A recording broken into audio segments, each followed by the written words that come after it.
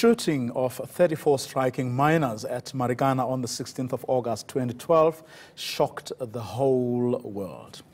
A day after the commemoration day, we take a look at some of the events that took place 2 days after the event and ask if much has been achieved since that fateful day. Former President Jacob Zuma visited some of the survivors of the Marikana massacre.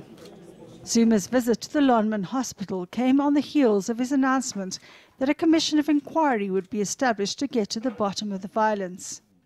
The president had been forced to cut short his trip to Mozambique, arriving in Marikana a day after the massacre.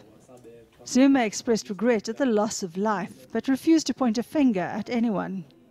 But former ANC Youth League leader Julius Malema was quick to attribute blame. He didn't mince his words during an address to the striking mine workers on the same day.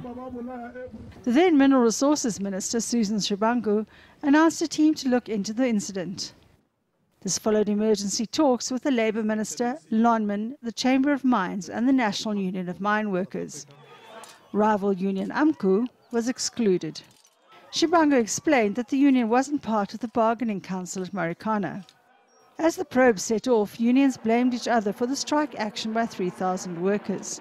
The organizers of the illegal march that took place on Friday, the people who went out of their way to go and recruit a Sangoma in the Eastern Cape and spend a week with that Sangoma on top of the hill, forcing others to join them.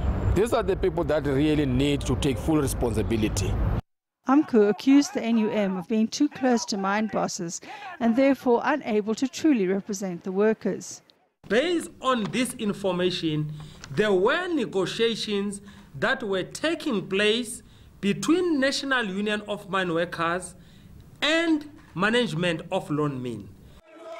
Labour experts also weighed in, saying all parties involved were to blame. I think if we're looking to blame people, let's blame everybody, and I think everybody needs to unpack their role in this. And what it's done is you've had a sort of melting pot of ingredients that have resulted in a recipe where this was always destined to happen. 6 years later, investigation upon investigation has taken place. Malema is now the president of the 5-year-old EFF party, and Matunja's AMCU has now significant representation on the Platinum Belt. Yet few of the issues raised by the striking Marikana workers then have been resolved.